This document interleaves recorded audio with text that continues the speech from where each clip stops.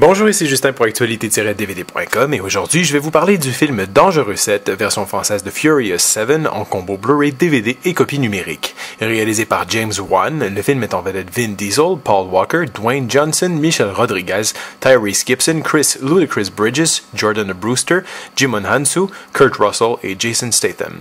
Distribué par Universal, le Blu-ray est disponible en magasin depuis le 15 septembre 2015.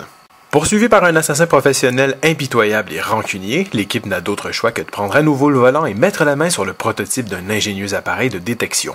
Face à cette terrible menace, d'Abu Dhabi aux rues de leur fief de Los Angeles, les membres de la bande doivent une fois de plus unir leurs forces et former une famille pour protéger les leurs.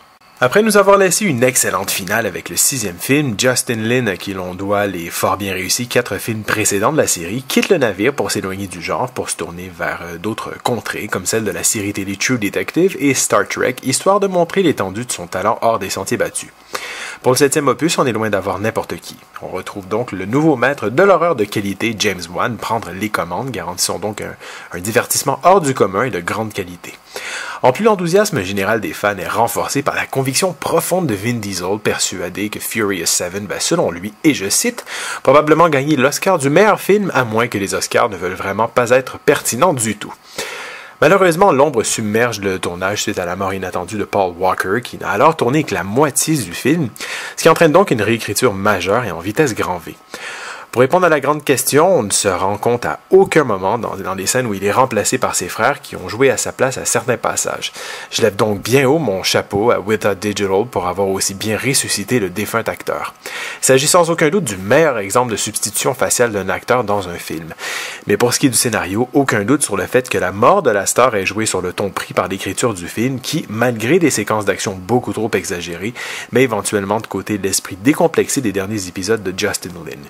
Il y a fort à parier que pour Vin Diesel, également producteur, Furious 7 était l'occasion d'un hommage à travers un film moins assumé dans sa bêtise, renouant avec le sérieux à deux balles ou le sentimentalisme niais et quétaine des débuts de la saga. Le reste de l'écriture est bâclé et peine à proposer du neuf, recyclant donc des séquences vues auparavant dans Fast and Furious, le 4e de la série. De la sorte, un acte entier du film se déroulant à Abu Dhabi prend des allures de transposition vraiment peu inspirées du chapitre à Dubaï du virtuose Mission Impossible Ghost Protocol, la maestria en moins cependant. Car si Justin Lin était parvenu à affiner un style de mise en scène pas forcément subtil mais finalement très efficace, James Wan s'y perd complètement et sombre dans une réalisation tantôt formatée, tantôt illisible, mais surtout très mal à l'aise.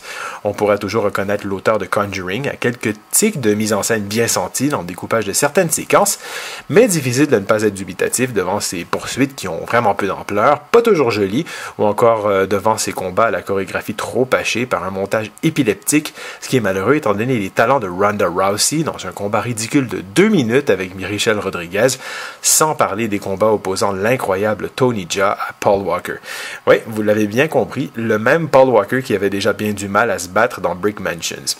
Quel gâchis de devoir relayer ces deux grands combattants des apparitions quasi anecdotiques. Comme en témoigne encore le ridicule personnage que hélas trop sous-employé Jimon Hansu interprète, ou encore celui de Kurt Russell, dont on cherche encore le réel intérêt, sans parler de la présence franchement inutile de Jason Statham qui, supposé être les grands méchants du film, est lui aussi relayé à de simples apparitions.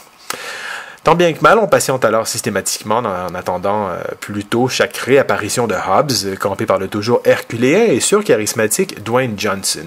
Naviguant constamment entre deux eaux, ce dernier film est donc très loin de convaincre, autant que les deux précédents, mettant moins en avant son capital sympathie de plaisir coupable sur tout le long et misant davantage sur la surenchère totale et l'irréalisme comme vous n'en avez jamais vu. Oui, bien sûr, il faut visionner cette série au 2e degré, mais ceux qui ont été choqués par la fameuse scène de rescousse entre deux autoroutes dans le vide du 5e, ou bien la poursuite interminable sur la piste de décollage du 6e, seront ici vraiment sous le choc et en auront finalement ras-le-bol. Je suis personnellement très indulgent ce qui a trait au cinéma d'action. J'ai grandi avec les Commandos de Schwarzenegger, les Rambo de Stallone, mais là, je ne sais vraiment plus quoi dire. L'ultime séquence en montage hommage à Paul Walker devient finalement le moment de trop, misant sur l'ultime quétainerie plutôt que de le laisser partir, comme le laissait d'ailleurs supposer la finale du film avant que ça dérape complètement. Du côté technique, des pistes en anglais DTS HD Master 7.1, espagnol DTS 5.1 et français DTS 5.1 sont disponibles, accompagnés de sous-titres en anglais pour malentendants, français et espagnol. L'image est présentée en format panoramique 2.40. Pour les suppléments, on retrouve le segment Talking Fast mené par James Wan qui discute de plusieurs détails techniques et dramatiques du film. Back to the Starting Line se penche sur l'unité des membres de l'équipe. Flying Cars se concentre sur l'une des scènes d'action clés du film. Snatch and Grab continue sur un autre segment de cette même scène. Tower Jumps se concentre lui aussi sur une autre scène importante du film. Inside the Fight explore les scènes de combat du film. The Cars of Furious fait un survol des voitures présentes dans le film. Race Wars est un coup d'œil sur l'événement présenté dans le film. Making of Fast and Furious Supercharged Ride nous ouvre les portes du fameux manège au studio Universal.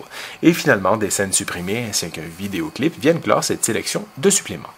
Très décevant dans l'ensemble, mis à part quelques scènes originales et des effets visuels très réussis, Furious 7 est la preuve irréfutable que le succès d'un film repose souvent sur celui de l'entièreté de la série, sans parler d'une occasion franchement ratée pour James Wan de démontrer son talent dans un autre genre cinématographique.